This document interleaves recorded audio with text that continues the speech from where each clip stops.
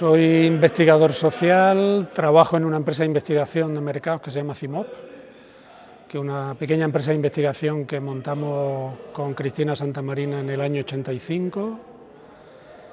Empecé trabajando en el ámbito de la investigación a principios de los 80. Estuve 2 o 3 años en una empresa de investigación que se llama Demopública. Bueno, y luego he estado trabajando en esta empresa hasta ahora. Y en paralelo a los temas de investigación he participado en seminarios, montamos en la Complutense el curso posgrado de Praxis de Sociología del Consumo, Teoría y Práctica de Investigación de Mercados, que estuvo 20 y tantos años. Bueno, y de vez en cuando hacemos seminarios y talleres. La investigación social en general, que puede ser en el ámbito privado, imagínate, pues no sé, trabajar sobre consumo de alimentación, sobre medios de comunicación, ¿no? Ámbito institucional, por ejemplo, temas de urbanismo, temas de salud. Luego tengo una parte de mi trabajo, podemos decir, más complementaria, que de elaboración, podemos decir, de textos de investigación y de metodología, y hay una tercera pata un poco también de seminarios y talleres de formación, ¿no?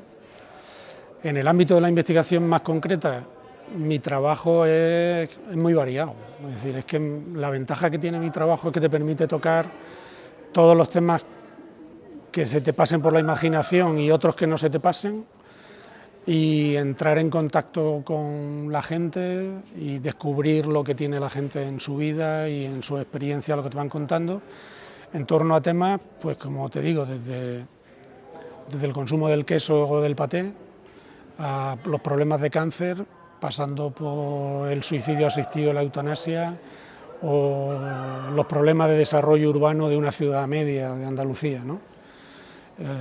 Los problemas familiares.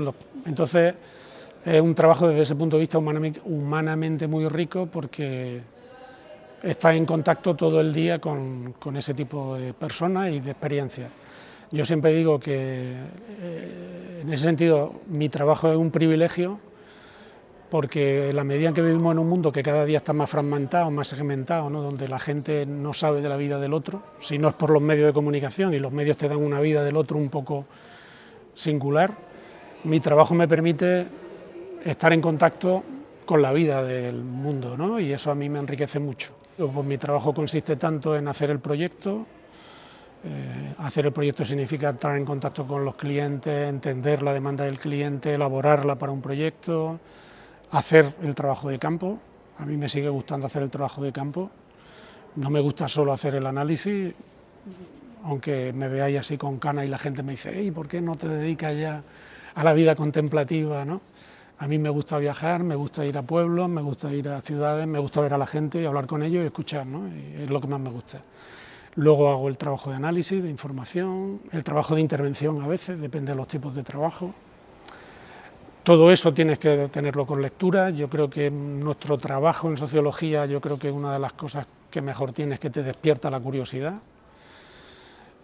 Yo recuerdo ahora he puesto un ejemplo de un trabajo de queso, del primero que hice, que de pronto, cuando te pones a trabajar con los quesos, de pronto una primera pregunta que se te viene, no sé si habéis pensado por qué los quesos tradicionalmente son redondos, ¿no? No sé si alguna vez lo habéis pensado. Dices: ¿por qué son redondos? Entonces te pones a leer, te pones a hablar, ¿no? O sobre la transmisión oral, porque la transmisión oral es más importante que la escrita, ¿no? No sé, te permite descubrir, yo que sé, hablando del tema de quesos, pues de pronto estás trabajando el tema de quesos, estás leyendo un tema de fermentación, pero al lado hay un problema de virus y eso te lleva al ámbito de la inmunología, al campo de las ciencias médicas. Y eso te permite, a su vez, un trabajo que luego haces de VIH y del SIDA, te permite ya tener herramientas de conocimiento, y el VIH y el SIDA te permiten entender los procesos de estigmatización social, y los procesos de estigmatización social te permiten entender los procesos de exclusión social y la pobreza, la desigualdad. Entonces son problemas y temas que se van entreverando, ¿no? Y en cada uno de ellos es como si fuera una cata, ¿no?, en la vida, y una cata que te permite descubrir el mundo y el marco teórico, el mundo de la novela, el mundo de la escritura. Por ejemplo, en los temas de urbanismo, una de las cosas que yo hago cuando hago trabajo urbano es leer escritura sobre la ciudad, ¿no? Lo que han escrito los literatos sobre su propia ciudad, ¿no? O historias de la ciudad, ¿no? Entonces, no sé, un trabajo en ese sentido muy rico, es un privilegio. En el ámbito específico que yo me muevo, yo creo que no sé si es la principal, hay 2 o 3 elementos que son básicos. Uno es la capacidad de escucha, la capacidad de ponerse en la piel del otro y la capacidad de empatía. Si no tienes capacidad de escucha, de empatía y de ponerte en la piel del otro, es imposible que comprendas nada. Y eso es una dimensión que tiene que ver con tu actitud vital y que tiene que ver con tu forma de estar en el mundo, no con la formación académica que has recibido, no sé si me explico. Sobre eso, yo creo que la segunda competencia es ser curioso, tener la orejera así, tener los ojos así, ¿no? Estar abierto a la sorpresa, estar abierto a que te digan cosas, hasta las cosas más insignificantes, ¿no? Yo creo que muchas veces los sociólogos pensamos que las cosas evidentes no tienen importancia. La gran truco de nuestra sociedad es que todo lo importante parece banal, ¿no? Y por allí nos cuelan constantemente muchos goles. Y luego yo creo que eso que son competencias, vamos a llamar así, no sé si llamarlas personales, experienciales, vitales, yo sí creo que hay una dimensión, vamos a llamar así, doble, que yo creo que cuanto más formación cultural tenga el sociólogo, no formación cultural de las disciplinas de sociología, formación cultural, como decía antes, si te toca trabajar en medicina tienes que saber de medicina, si te toca trabajar en urbanismo tienes que saber de urbanismo, si te toca trabajar en, no sé, en el ámbito de la alimentación tienes que saber de alimentación, ¿no? Entonces tienes que tener una inquietud cultural y una capacidad de síntesis también grande. Y luego yo creo que la cuarta sería la metodología. Es decir, yo creo que la metodología tienes que saber los límites y el campo de aplicación, aunque sea para saltarte la metodología. Pero yo creo que muchas veces la gente se cree que la sociología es, bueno, tú pasas, no sé, ayer por la tarde, ¿no? Estaba hablando del tema este de las encuestas que se han equivocado, ¿no? Y me daba mucha pena porque eran expertos en sociología, expertos en estadística, directivos de grandes centros de investigación, y decía uno, es que las encuestas de pie de urna, que son 400.000 encuestas, se equivocan más que las de 1.000. Y a nadie se le ocurrió explicar que el muestreo aleatorio simple es un muestreo representativo que te da márgenes de error y que se equivoca en el sentido menos que si haces 400.000 que pasan por allí, ¿no? Bueno, esa dimensión de rigor y de conocimiento es básico en la investigación, ¿no? Y eso es otra competencia, ¿no? Y luego yo creo, por último, que yo creo que hay que tener una capacidad de síntesis muy grande. Es decir, yo creo que en la línea de lo que tú decías, que es la transversalidad de la sociología, yo creo que esa transversalidad de la sociología te obliga a trabajar con planos muy distintos, con espacios de experiencias sociales muy diferentes. La sociedad, cada día somos más distintos. Yo soy más distinto a como era hace 30 años que mi padre cuando tenía mi edad. Y entonces tenemos que manejar capacidad de comprensión y al mismo tiempo de síntesis, de poner en relación temas muy disjuntos y de experiencias sociales muy disjuntas, y eso podemos decir, tenemos que tener esa capacidad de síntesis que te la da el trabajo. Ahí yo no creo que no sea ni la lectura ni la experiencia, yo creo que eso te la da el trabajo, es decir, el trabajo y la apertura, atreverse a pensar, atreverse a imaginar, ¿no? Y en ese sentido yo creo que es una competencia básica, si no ahora una sociología muy Roma, una sociología que no te sirve, que no vale. Pero hay un valor personal, hay un valor que te hace ser un ser humano más rico. Y yo creo que eso es un valor personal e intransferible, que es lo que la sociología o la investigación te da, ¿no? Yo creo que luego hay otro valor, hay muchos valores, hay un valor más particular en cada estudio, que es lo que tú aportas, podemos decir, a la resolución de un tema y de un problema, ¿no?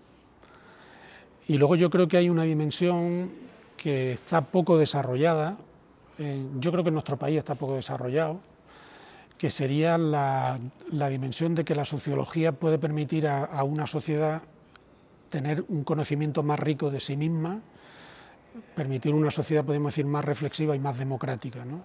¿Eso en qué pasaría en sociología? En un tipo de investigación social que le devuelva a la sociedad, podríamos decir, conclusiones de qué es lo que está pasando, ¿no? Por ejemplo, a mí me llama mucho la atención en un congreso de sociología en Cádiz, me parece que hablábamos también de eso, no sé si era en Cádiz o en Sevilla, no recuerdo ahora mismo, que hablaba que era muy curioso que en sociología se hacen muchas más tesis sobre no sé qué que sobre el sufrimiento de la gente, ¿no?